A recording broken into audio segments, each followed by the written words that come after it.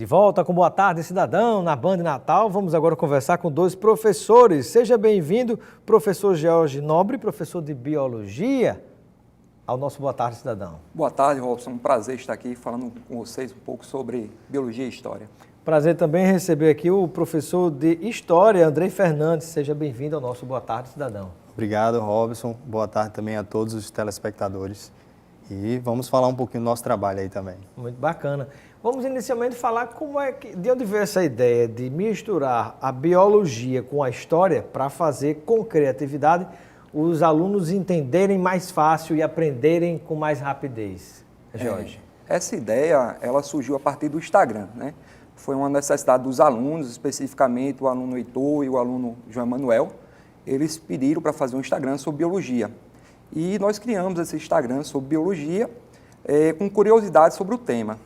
Posteriormente, surgiu a ideia de fazer um vídeo em conjunto com o Andrei sobre história, né? Envolvendo aí a vacina, como surgiu a vacina, a questão da biologia da vacina, a revolta da vacina também. Outra coisa que acontecia é que antigamente o povo não queria tomar vacina, né? E hoje se tem uma briga para se tomar vacina. Então fizemos esse vídeo e a partir deste vídeo que surgiu o canal Biologia Tem História. E hoje em dia tem um grupo também de gente sem juízo que fica dizendo que a pessoa não deve tomar vacina, que vacina não serve para nada, com teoria de conspiração. É aquela mesma turma que diz que a Terra é plana, né? De todo mundo a gente encontra, né, professor? Meio que um relativismo, né, da ciência. Mas é interessante essa pegada, porque a gente começou numa conversa informal e a gente começou a ver que, de fato, existe uma relação muito próxima das disciplinas. Mesmo sendo uma na área de ciências humanas e outra na área de ciências da natureza, mas a gente percebeu assim, que na nossa conversa existia muita afinidade nessas duas disciplinas. E a partir daí a gente foi pensando os temas, aliando as duas disciplinas. A história com a biologia. Com a biologia. E aí vamos falar sobre algum... Qual foi o primeiro vídeo, professor Jorge? O primeiro vídeo foi sobre a vacina, né? Contamos aí como surgiu a vacina, que a vacina vem de vaca, né? E que ela tinha sido feita para varíola, e a partir desse bate-papo chegamos até os dias de hoje, né? Com a confusão que tem para se tomar a vacina, o povo querendo, filas nos postos de saúde para se conseguir a vacina para a febre amarela, hoje no caso, que deu bastante confusão. Então, nosso vídeo começou daí. E foi um vídeo extremamente amador. A gente fazia o vídeo e se cortasse, se tivesse qualquer problema, o vídeo tinha que ser refeito. Nós não conseguiríamos dar um corte no vídeo, fazer uma propaganda, nada. Extremamente amador. O vídeo caseiro é o melhor que tem. Né? E aí, veja só, um outro tópico que a gente pode falar aqui sobre a evolução, segundo Charles Darwin, né, da teoria da seleção natural das espécies, né, professor? Qual é a relação que a gente faz da história com a biologia? Então, esse tema, depois da vacina, foi um outro tema que a gente começou a trabalhar, porque, naturalmente, a gente começou a ver espaços que existiam na própria cidade. Acho que foi o primeiro vídeo que a gente fez, não foi, George? Que tinha a relação de pegar algo da própria cidade e a gente pensou onde? Museu Câmara Cascudo, Museu de Antropologia, que poderia nos dar ali um espaço em que poderíamos trabalhar melhor esse tema. E aí a gente foi para lá, para a área da sala de anatomia comparada. E aí na sala na anatomia comparada a gente começou a fazer as correlações, né? História e ciências, história e biologia, na verdade. E aí a partir daí a gente foi desenvolvendo, ela pegou a tese do Darwin, né? Fez as análises e aí foi fazendo essas ligações, né? Da história e da biologia. Que dizia que não sobreviverão os mais fortes nem os mais espertos, mas os que melhor se adaptarem. Sim, né? Exatamente. Melhor adaptado. O professor de biologia, tem uma coisa que me chama muita atenção, professor Jorge, que você posta muitos vídeos no Instagram que são interessantes, às vezes você de repente acha uma mosca voando, tira uma foto e vai dar uma explicação sobre a parte biológica daquela mosca ou de qualquer outro tipo de animal, de bicho. Começou também nessa mesma situação? Começou para chamar a atenção do aluno e criar neste aluno um gosto pela biologia. Então, tudo que eu ia achando, ia tirando uma foto e postava biologicamente falando sobre aquele sujeito, seja um animal, algo relacionado à poluição, um saneamento básico, no caso, e para trazer o aluno para a biologia, trazer o aluno para o gosto da biologia. Né, que o aluno, às vezes, ele fica travado com a biologia por causa dos nomes. Então, tornar isso de forma mais agradável para ele, mais fácil. E nós temos aqui algumas imagens que a gente pode compartilhar com o nosso telespectador. Quando tiver o que a produção me avisa. Isso é uma foto do escorpião, né, professor Jorge? Isso é uma foto de um escorpião explicando aí sobre os aracnídeos, né? E nesse momento era um momento de aula prática. E a gente leva para a sala de aula? Leva para a sala de aula. No caso esse aí, ele está morto, né? Mas, que bom, mas tem aula com animais vivos também. E aí a gente vai explicar a diferença do escorpião para a aranha, né? Também vai falar um pouco sobre como evitar acidentes com escorpiões, dar uma conferida lá no tênis, né? Sacudir a roupa. E onde é que entra a história nessa situação, professor Andrei? Então, nesse contexto aí, no início, o professor George trabalhava nessa perspectiva mais prática, mais para divulgar esse conhecimento de biologia. Sim. E a princípio era basicamente biologia. Aí a partir do Instagram que ele fez mostrando, unir, né? Aí a gente começou a conversar mais nessa perspectiva de associar de aliar as duas disciplinas, né? Tem mais imagens também, né, produção? Tem imagem até, eu sou você andou, isso aí é uma estrela do mar, né? Isso é uma estrela do mar de 9 pontas.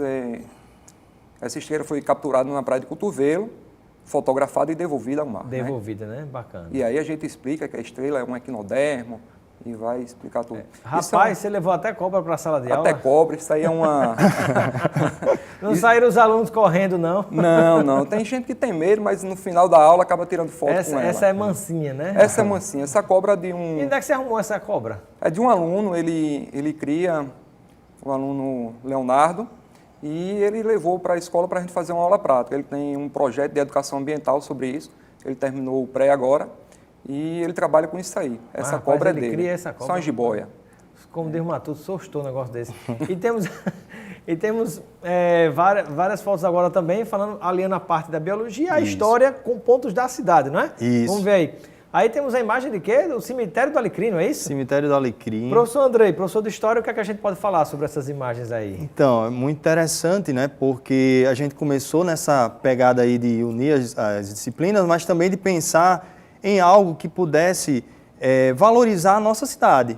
E a gente viu que vários espaços históricos da cidade continham ali elementos que poderíamos trabalhar de ligação história e biologia. Por exemplo, no cemitério, a gente pensou na questão da própria importância histórica do cemitério. Quando foi que se começou a enterrar pessoas em um espaço próprio para isso? Porque até anteriormente a gente sabe que era enterrado nas igrejas, né? E aí entra toda a questão das doenças, né? A partir da questão da cólera, por exemplo.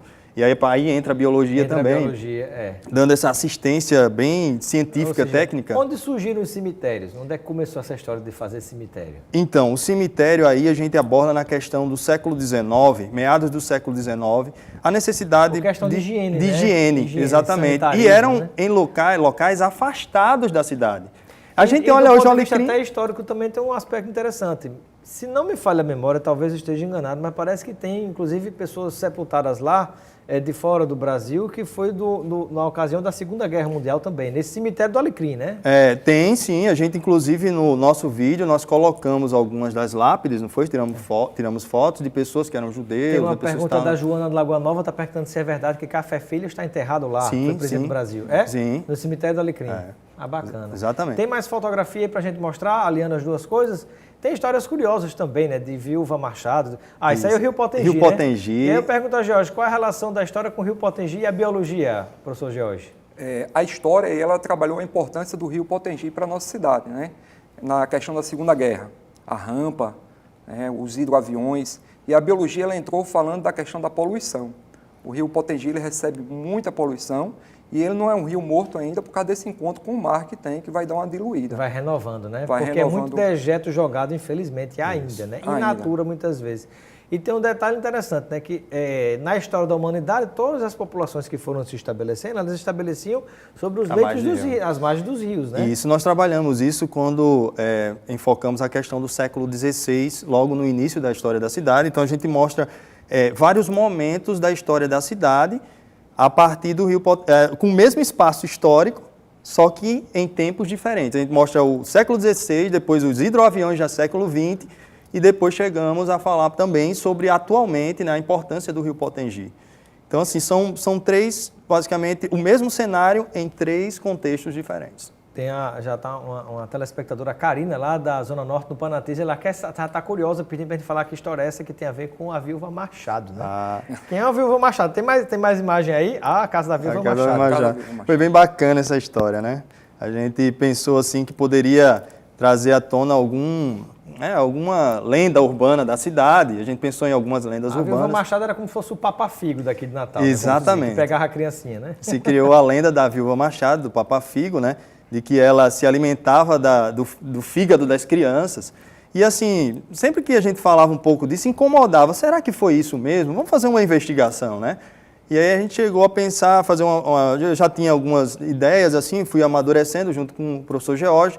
E aí o interessante, né, não é assim, não só a história da Viúva Machado, que por si só ela já é interessante, né, uma pessoa que tinha muitos recursos, a gente mostra isso no vídeo, né, que era a esposa do João Machado, que era um rico comerciante da época aí no início do século XX, na cidade. Só que, para mim, particularmente, a parte histórica talvez ela já seja um pouco esclarecida, mas quando entra a participação da biologia e mostrando as impossibilidades da doença que ela tinha, né, que era a que mais se Qual era a atribuía. doença que ela tinha, professor Jorge? Se cogitaram várias coisas, né, Robson? Uma das coisas seria a questão que ela sofria de lepra, né, que hoje a gente chama de hanseníase. Isso vem em virtude de uma conversa, provavelmente, com a empregada, e a empregada, por ela estar com sangramento, disse que ela estava com lepra, e aí passou divulgando de uma para outra e chegou a se transformar numa verdade, né? Uma mentira dita muitas vezes acaba virando uma verdade, fake news. Fake news. E a outra coisa é que ela teria uma síndrome que vai dar uma má formação das orelhas, Treacher-Collins, né? Que é um problema genético, certo? Que a orelha seria mal formada, ela teria problemas auditivos, teria problema no palato, isso aí realmente ela não tinha. Então a gente vai desmistificando essa ideia que ela sofria de alguma coisa. Na verdade, ela sofreu foi de boato, né? de muita conversa, né? de preconceito. Inveja, né? Exatamente, foi o grande problema dela. Coitada da Viúva Machado, né? Muito bem. Bom, nosso tempo já está chegando ao fim.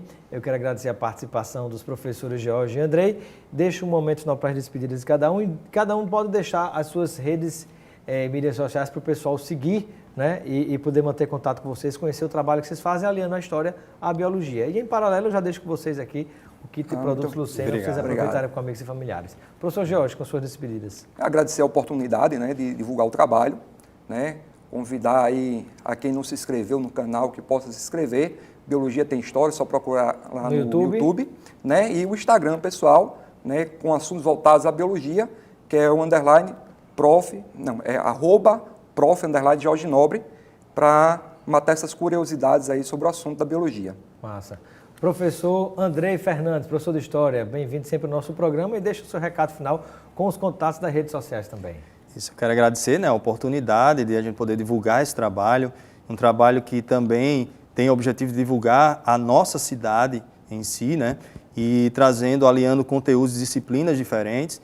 E também solicitar, né, como o George já falou, a quem puder nos seguir no Instagram, né, @prof_Andrei Fernandes, e George Nobre já falou, e também sobre a questão do YouTuber também, né, para se inscrever no canal para acompanhar nossos vídeos. Muito bem, obrigado pela presença de vocês. Biologia Tem História. Ficamos por aqui com Boa Tarde, Cidadão. Continue ligado na Banda Natal. Vem aí o Nordeste, gente. E Luiz Almir, um grande abraço e até amanhã.